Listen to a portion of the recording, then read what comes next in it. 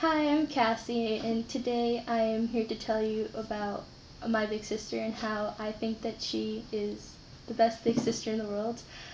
Our journey first began when I met Sarah, and my initial thought was she's going to leave me. The reason I thought this is because prior to Sarah, I had a big sister who passed on. Um, After first meeting Sarah, I didn't really want to trust her so much because I didn't really trust anyone. Um, but slowly and surely, I began to trust her. In first grade, I was a horrible student.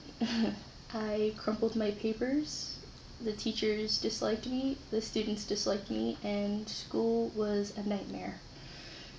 And after I started having visits with Sarah, she showed me how that working on schoolwork would help me. And every day she would open up my folder, take out the pieces of paper, and tell me we have to iron this and we have to work on it.